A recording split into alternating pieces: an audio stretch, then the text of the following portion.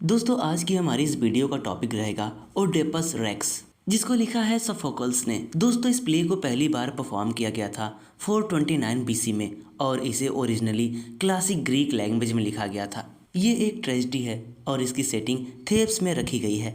तो दोस्तों आइए अब हम इसकी समरी को देखते हैं। दोस्तों इस प्ले की शुरुआत होती है थेब्स के रॉयल हाउस से, जहाँ पर ओडेपस का राज्य है। दोस्तों मैं आपको बता दूं कि कुछ साल पहले यहाँ पर फिनिक्स राक्षस का प्रकोप था और उस टाइम पर ओडेपस ने फिनिक्स से इस राज्य को बचाया था और तभी से ओडेपस इस राज्य को चला रहा है, यानी कि थेब्स का राजा बन गया है। दोस्तों एक दिन ओडेपस के पास थेब्स के कुछ प्रीस्ट आते हैं। वे सभी काफी परेशान दिख रहे थे। ओडेपस उनसे पूछता है कि क्या बात है। वे सभी प्रीस्ट ओडेपस से कहते हैं कि राज्य में प्लेग बीमारी फैल गई है, राज्य की फसल बर्बाद हो चुकी है, यहाँ पर जानवर मर जा रहे हैं, यहाँ तक कि गर्भवती महिलाओं को भी ये प्लेग अपनी चपेट में ले रहा है और धीरे धीरे सभी मरते जा रहे हैं। वे सभी प्रीस्ट ओडेपस से रिक्वेस्ट करते हैं कि ओडेपस जैसे तुमने एक बार फेनिक्स से इस राज्य को बचाया था, वैसे ही एक बार फिर इस प्लेग से तुम्हें इस राज्य को बचाना है। ओडेपस उन सभी से कहता है कि मुझे पता है कि ये कितनी गंभीर समस्या है और किस तरह से ये बीमारी पूरे थेब्स को अपनी चपेट में ले रही है। इसी के सॉल्यूशन के लिए मैंने अपने ब्रदर इन लॉ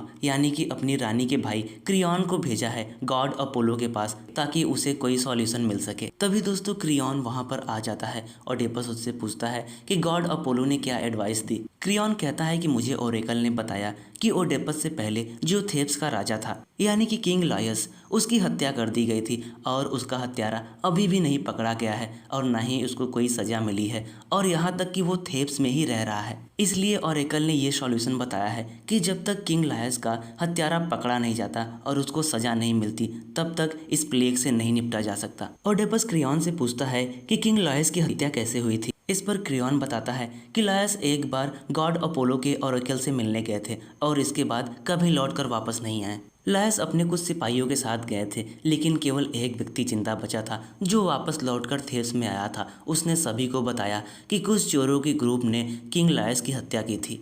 ओडेपस क्रियॉन से पूछता है कि आखिर अभी तक उस हत्यारे को पकड़ा क्यों नहीं गया। क्रियॉन कहता है कि उस टाइम पर पूरे थेब्स में फिनिक्स का आतंक था, जिसकी वजह से उस हत्यारे को नहीं पकड़ा जा सका। ओडेपस कहता है कि मैं आप सभी से वादा करता हूँ कि मैं उस हत्यारे को पकड़ के ही रहूँगा। दोस्तों ओडेपस पूरे थेब्स में ये अनाउंस करवा देता है कि जिस किसी को भी हत्यारे के बारे में कुछ पता है और अगर वो ये इन्फॉर्मेशन देता है तो उसको कोई ना कोई रिवार्ड दिया जाएगा, और अगर कोई ऐसा है कि जो हत्यारे के बारे में जानता है और फिर भी नहीं बता रहा है तो उसको इस राज्य से बाहर निकाल दिया जाएगा। और ओडेपस ये भी कहता है कि वो हत्यारा कोई भी हो, चाहे उसकी फैमिली का ही क्यों न हो, उसको सजा जरूर मिलेगी, क्योंकि तभी पूरे थेब्स को प्लेग से बचाया जा सकता है। ओडेपस कहता है कि मैं किंग लायस के हत्यारों को पकड़ने के लिए हर संभव कोशिश करूंगा, क्योंकि वो मेरे पिता के समान थे। तभी दोस्तों कोरस का ग्रुप आता है। कोरस उनको कहा जाता है जो लोग गीत गाते हैं, यानी एक ग्रुप होता है, उसमें कुछ लोग होते हैं और वो लोग गीत गाकर अपनी बातों को रखते हैं। कोरस का ग्रुप ओडेपस से कहता है कि थेब्स के अंदर ही एक व्यक्ति है जो अंधा है, लेकिन वो भविष्य देख सकता है, जिसका नाम है टेरेसियस। अगर उसको बुलाया जाए तो ये मालूम किया जा सकता है कि किंग लायस की हत्या किसने की थी। दोस्तों ओडेपस टेरेसियस को बुलवाता है। ओडेपस टेरेसियस से पूछता है कि तुम हमें बताओ कि आखिर किंग लायस की हत्या किसने की थी, ताकि इस पूरे राज्य को प्लेग से बचाया जा सके। लेकिन दोस्तों टेरेसियस ये बताने से मना कर देता है। वो कहता है कि मुझे पता है और मैं देख भी सकता हूँ कि किंग लायस की हत्या किसने की थी, लेकिन मैं ये बात आपको नहीं बता सकता। दोस्तों इस पर ओडेपस को गुस्सा आ जाता है। वो टेरेसियस को क्रिटिसाइज करने लगता है, उसकी इंसल्ट करता है और कहता है कि जरूर तुमने ही किंग लायस की हत्या करवाई है, इसीलिए तुम सच बताने से कतरा रहे हो। दोस्तों ओडेपस की बातें सुनकर टेरेसियस गुस्सा हो जाता है। टेरेसियस कहता है कि ओडेपस तुम्हारी ही वजह से इस पूरे राज्य में प्लेग फैला है, क्योंकि तुमने ही किंग लायस की हत्या की है। टेरेसियस की बातें सुनकर ओडेपस और ज्यादा गुस्सा हो जाता है। वो कहता है कि मैं जानता हूँ मेरे ब्रदर इन लॉ क्रियॉन ने ही तुमको यहाँ पर भेजा है, ताकि तुम ये झूठी भविष्यवाणी कर सको और मुझे थेब्स से बाहर निकाला जा सके। ओडेपस टेरेसियस को कहता है कि टेरेसियस तुम एक झूठे भविष्यवक्ता हो। टेरेसियस ओडेपस से कहता है कि ओडेपस तुम्हें नहीं पता कि तुम्हारे जीवन का सच क्या है और तुम्हें ये भी नहीं पता कि तुम्हारे असली माता पिता कौन है, लेकिन एक दिन तुमको ये बात जरूर पता चल जाएगी। टेरेसियस जाते जाते कहता है कि जिस किसी ने भी किंग लायस की हत्या की है वो एक दिन अंधा हो जाएगा और उसके जो बच्चे होंगे उनसे उसका दो रिश्ता होगा। एक रिश्ते में वो उन बच्चों का पिता होगा और दूसरे रिश्ते से वो उन बच्चों का भाई।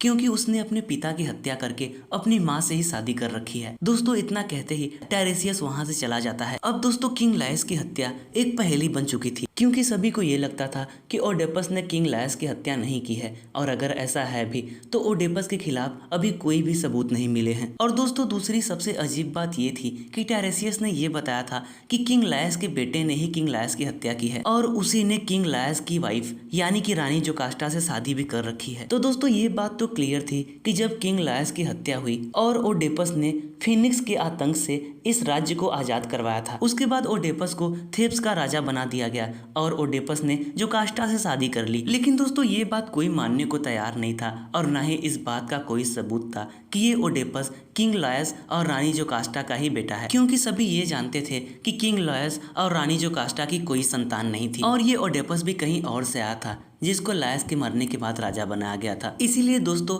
टेरेसियस की भविष्यवाणी सभी को झूठ लग रही थी, और ओडेपस तो ये मानता था कि ये जरूर क्रियॉन की साजिश थी, ताकि ओडेपस को इस राज्य से बाहर निकाला जा सके और फिर क्रियॉन इस राज्य का राजा बन जाए। दोस्तों अपने ऊपर लगे इल्जाम को सुनने के बाद क्रियॉन आता है और कहता है कि मेरा ऐसा कोई भी इंटेंशन नहीं है कि मैं थेब्स का राजा बनूं, और मैं ये भी नहीं जानता हूँ कि टेरेसियस ने ऐसी भविष्यवाणी क्यों की। लेकिन दोस्तों ओडेपस क्रियॉन की एक भी बात नहीं सुनता और कहता है कि तुमको मौत की सजा मिलेगी। तभी दोस्तों वहां पर ओडेपस की वाइफ और क्रियॉन की सिस्टर रानी जोकास्टा आ जाती है। जोकास्टा क्रियॉन और ओडेपस से कहती है कि तुम दोनों को इस तरह से नहीं लड़ना चाहिए जबकि पूरा राज्य प्लेग से पीड़ित है। जोकास्टा ओडेपस से रिक्वेस्ट करती है कि वो क्रियॉन को कोई सजा न दे, क्योंकि क्रियॉन सही कह रहा है, उसकी कोई साजिश नहीं थी। जोकास्टा के बहुत रिक्वेस्ट करने के बाद ओडेपस क्रियॉन को छोड़ देता है, लेकिन कहता है कि मुझे क्रियॉन पर बिल्कुल भी भरोसा नहीं है। ओडेपस की इस हरकत पर क्रियॉन भी कहता है कि ओडेपस तुम पागल हो चुके हो और अब कोई भी डिसीजन ले रहे हो। दोस्तों जोकास्टा ओडेपस से पूछती है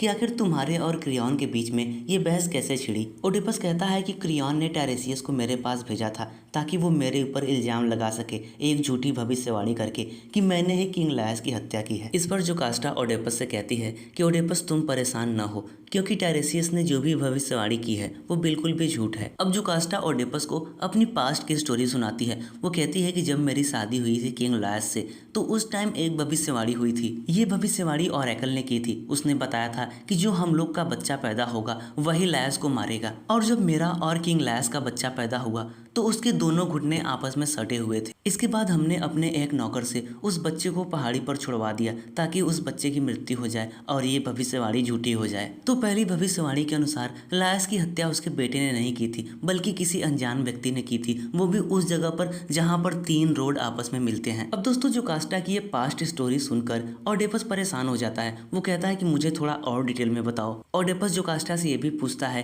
कि लायस कैसा दिखता था और वो कितने लोगों के साथ गया था। जोकास्टा ओडेपस को सारी बातें क्लियरली बताती है और उससे ये भी कहती है कि लायस की हत्या ओडेपस के थेब्स आने के कुछ दिन पहले ही हुई थी। दोस्तों जोकास्टा से ये सब सुनने के बाद ओडेपस थोड़ा परेशान हो जाता है। जोकास्टा ओडेपस से पूछती है कि तुम इतना परेशान क्यों हो मेरी कहानी को जानकर। इस पर ओडेपस भी अपनी लाइफ स्टोरी जोकास्टा को सुनाता है। ओडेपस कहता है कि मेरे पिता पोलिबस और मेरी माँ मेरोप ये दोनों कोरिंथ के राजा और रानी थे, और एक दिन मैंने चुपके से ये सुना था कि वो दोनों मेरे असली माता पिता नहीं हैं। इसलिए मैं इस सच्चाई को जानने के लिए ओरेकल के पास गया। ओरेकल ने एक भविष्यवाणी की मुझे लेकर। उसने कहा कि मैं एक दिन अपने पिता को मार दूंगा और अपनी माँ से विवाह करूंगा। इसलिए इस सच्चाई को जानकर मैं भयभीत हो गया और फिर मैं दोबारा अपने माता पिता के पास नहीं गया, क्योंकि मैं ना ही अपने पिता की हत्या करना चाहता था और ना ही अपनी माँ से शादी। इतने बड़े अपराध से बचने के लिए मैं इधर उधर भटकने लगा। इसके बाद ओडेपस जोकास्टा को एक बहुत ही जरूरी बात बताता है। वो कहता है कि जोकास्टा मैं एक दिन उसी जगह पर पहुंच गया था जहाँ पर तुम बता रही हो कि किंग लायस की हत्या हुई थी। वहाँ पर मेरी मुलाकात एक ग्रुप से होती है। उस ग्रुप में कई लोग थे। उन लोगों ने मुझे जान से मारने की कोशिश की और मैंने अपने बचाव में उन लोगों को जान से मार दिया, और अब मुझे ऐसा लगता है कि उनमें से एक व्यक्ति किंग लायस ही था, और अब मुझे डर है कि शायद भविष्यवाणी सही थी, मेरे ही हाथों से किंग लायस की हत्या हुई है। लेकिन दोस्तों अभी भी लायस की मौत के पीछे एक दुविधा थी, क्योंकि जिस चरवाहे ने लायस की हत्या होते हुए देखी थी उसने ये बताया था कि किसी चोरों के ग्रुप ने किंग लायस की हत्या की है, न कि किसी एक व्यक्ति ने। जो जोकास्टा ओडेपस से कहती है कि तुम भविष्यवाणी को लेकर बिल्कुल भी चिंतित ना हो, क्योंकि ऐसी भविष्यवाणी हुई थी कि लायस का बेटा ही लायस की हत्या करेगा, लेकिन हमने तो अपने बेटे को पहाड़ पर छोड़ दिया था मरने के लिए। अब दोस्तों कोरिन्थ राज्य से एक बूढ़ा मैसेंजर आता है। वो ओडेपस से कहता है कि तुम्हारे पिता पॉलीबस की मृत्यु हो गई है और कोरिन्थ की जनता ये चाहती है कि ओडेपस तुम वहाँ के राजा बनो। दोस्तों ओडेपस और जोकास्टा को अभी भी लगता था कि किंग पॉलीबस ही ओडेपस का असली पिता था, इसलिए जोकास्टा और ओडेपस दोनों खुश हो जाते हैं क्योंकि ओडेपस ने अपने पिता की हत्या नहीं की बल्कि उनकी मृत्यु खुद हुई है। अब ओडेपस और जोकास्टा को लगने लगता है कि जो भी भविष्यवाणी हुई थी वो सभी झूठी थी। जोकास्टा ओडेपस से कहती है कि अब तुम बिल्कुल भी निश्चिंत होकर आराम से अपनी जिंदगी जियो, लेकिन ओडेपस जोकास्टा से कहता है कि मेरी माँ अभी भी जीवित है, हो सकता है कि भविष्यवाणी सच न हो जाए। इसलिए ओडेपस को अभी भी डर था कि कहीं उसको अपनी ही माँ से शादी न करनी पड़ जाए। बूढ़ा मैसेंजर कहता है कि ओडेपस तुम परेशान क्यों हो। ओडेपस भविष्यवाणी के बारे में बताता है कि ऐसी भविष्यवाणी हुई थी कि मैं अपने पिता की हत्या करके अपनी माँ से शादी करूंगा। बूढ़ा मैसेंजर कहता है कि ऐसा बिल्कुल भी नहीं है, क्योंकि पॉलीबस और मेरोप दोनों ही तुम्हारे असली माता पिता नहीं थे। अब ये बूढ़ा मैसेंजर ओडेपस को असली कहानी बताता है। वो कहता है कि ओडेपस मैंने तुम्हें एक पहाड़ पर पाया था, तुम्हारे दोनों घुटने आपस में जुड़े हुए थे। उसके बाद मैंने तुम्हारे घुटनों को ठीक किया और फिर मैंने तुम्हें किंग पॉलीबस को दे दिया क्योंकि उनके पास कोई संतान नहीं थी। दोस्तों ये सुनने के बाद ओडेपस भयभीत हो जाता है। वो उस मैसेंजर से कहता है कि मेरे असली माता पिता कौन थे। वो मैसेंजर कहता है कि मुझे नहीं पता, मुझे एक चरवाहे ने तुमको दिया था और वो चरवाहा लायस का नौकर था। दोस्तों ये नौकर वही था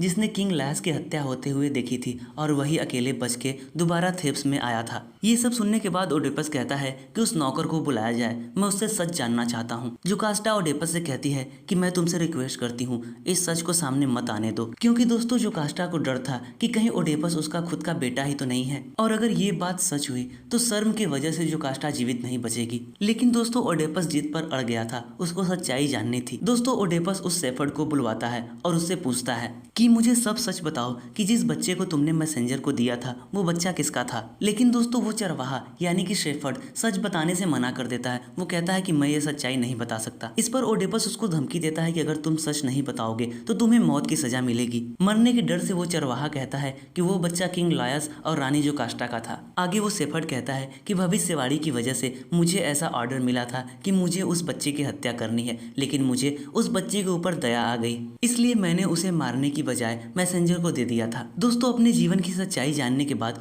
ओडेपस जोर जोर से चीखने लगता है। अब दोस्तों इस प्ले में यहाँ पर कोरस का पार्ट आ जाता है। कोरस कहता है कि ये ओडेपस ही है जिसने फिनिक्स से इस राज्य को बचाया था, लेकिन आज किस्मत ने उसे ऐसी दुविधा में लाकर खड़ा कर दिया है। तभी दोस्तों राज्य का एक दूसरा मैसेंजर आता है ओडेपस के पास। वो ओडेपस से कहता है कि रानी जोकास्टा ने खुद को कमरे में बंद कर लिया है। ओडेपस जोकास्टा के ऊपर बहुत क्रोधित था। वो एक तलवार लेता है और जोकास्टा के कमरे में घुसता है, लेकिन वो देखता है कि जोकास्टा ने खुद को फांसी लगा लिया है। दोस्तों जोकास्टा को फांसी के फंदे पर लटका हुआ देखकर ओडेपस उसको गले लगा लेता है और रोने लगता है। वो समझ जाता है कि जितनी तकलीफ उसे है उतनी ही तकलीफ जोकास्टा को भी होगी और वो जानती थी कि अब वो संसार में लोगों का सामना नहीं कर पाएगी, इसलिए उसने आत्महत्या कर ली। अब दोस्तों ये ओडेपस जोकास्टा के कपड़े से 2 पिन निकालता है और उस पिन को अपनी आंखों में चुभा लेता है और अंधा हो जाता है। वो कहता है कि अपनी सच्चाई जानने के बाद मैं अब इस दुनिया को नहीं देख पाऊंगा। ओडेपस खुद को कोसता है और कहता है कि अगर मैं बचपन में ही मर गया होता तो आज मुझे ये दिन ना देखना पड़ता। ओडेपस कोरस के सामने एक लंबा भाषण देता है और कहता है कि मेरी किस्मत देखो, मेरे साथ कैसा खेल कर गई।